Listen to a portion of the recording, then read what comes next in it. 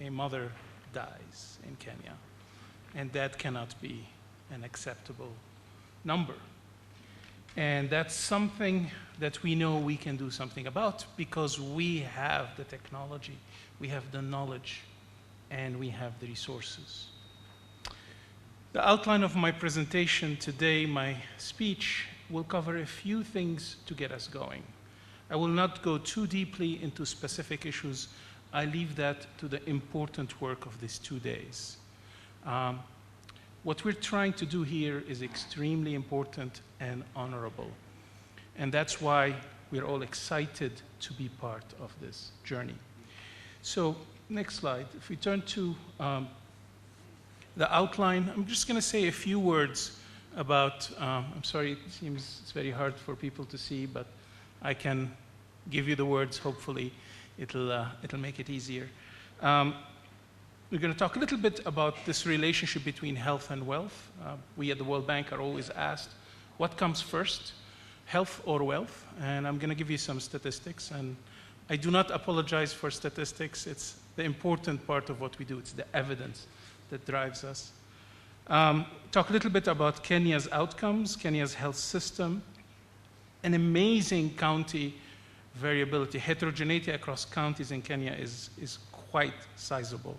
And end with some global best practice and take-home messages. So the next slide tells us the story of, is it health or wealth? This has been a debate going on forever. The economists tell us, and I am an economist, that just grow the economy and everything else will be taken care of. People will be healthy, children will survive, mothers will survive birth, just grow the economy. Well, ladies and gentlemen, that is not true. I'm going to give you the story of 2 parts of the world, East Asia and Africa. So the slide you have in front of you, if you can see it, shows the picture of 4 countries in East Asia, what's known as the Asian tigers. These are the countries who did a miraculous thing. They grew the economy and they improved the health of people very quickly. All I did was I plotted under 5 mortality over time, per capita income growth over time. It is unambiguous. Improvements in health came before the growth of the economy. In fact, it was improvements in health that drove the economy. We refer to that as the demographic dividend. By having younger, healthier families, investment in education, investment in creating jobs, these countries took off. So health came before wealth. If we turn the slide then to the data from globally, but I highlighted, again, in case you can read it, the countries in sub-Saharan Africa. And I look in this slide at 2 outcomes, life expectancy and child mortality.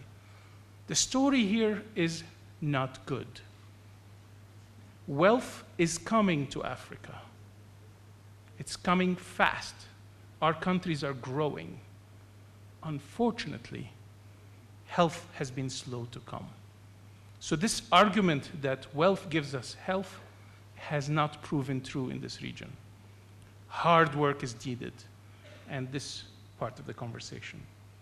I'm going to turn next to some statistics, some numbers, looking at health outcomes in Africa, specifically Kenya. Again, this is an impossible chart to see. Hopefully you can. What we did is we looked at where health outcomes should be given a country's income level and given a country's education level for women. These are 2 important variables. So what we tried to do is plot where the country is relative where it should be. Here the news for Kenya for child mortality or under 5 mortality is that Kenya's underspending, but producing about an average what they should given the level of income. That's not a bad story because the majority of the countries in sub-Saharan Africa are producing much less positive outcomes in terms of under 5 mortality, given their income and given their education. So at least on child mortality, Kenya is doing okay. It could do much better, but it's doing okay.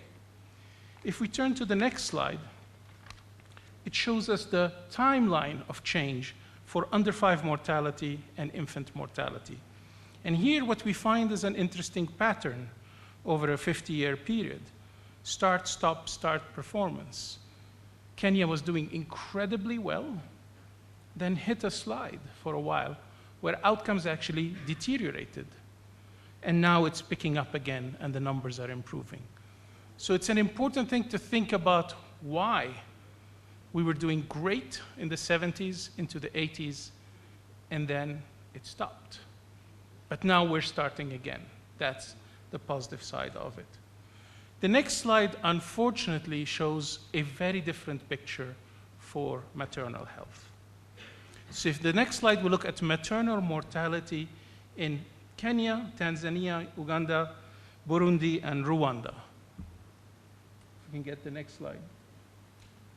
So in here, some interesting numbers jump out at us. In 1990, Kenya had the lowest maternal mortality ratio of all of its neighbors. In 2013, Kenya does not. In fact, all the neighbors have done much better in decreasing maternal mortality. Of course, they started from a much worse starting point, but the rate of improvements have been spectacular in some countries. In Kenya, it has not been spectacular. And that's something we need to take very seriously. The next slide gives you a similar story, but looking at adult mortality for women. This is how countries rank from 1970 to 2010, looking at it every 20 years. So in 1970, Kenya was doing relatively well compared to the rest of the world. It ranked at about 115, while Eritrea and Rwanda ranked much, much higher, much worse, in the 170s and 180s. But over time, Kenya's position in terms of female adult mortality, which is highly correlated with maternal mortality, has been deteriorating. Again, sobering picture of a health system that has not only not kept up with times, it seems to have gone backwards. Next slide.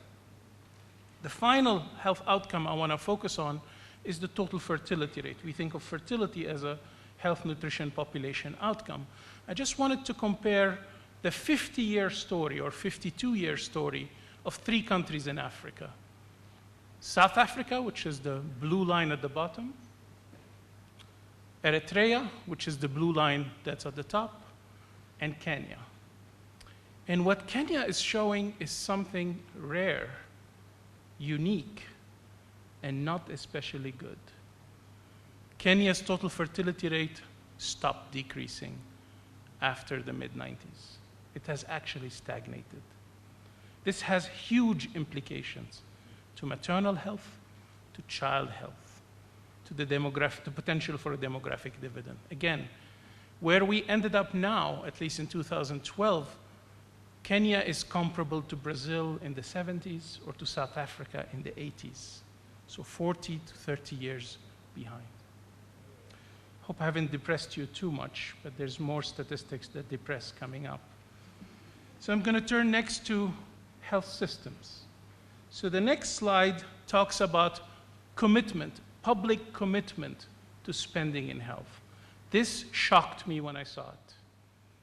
When you look at a 5-year average, 2007, 2011, for what part of the public budget that's allocated to health, and you compare it to Tanzania, Ghana, South Africa, Uganda, Botswana, Kenya stands alone.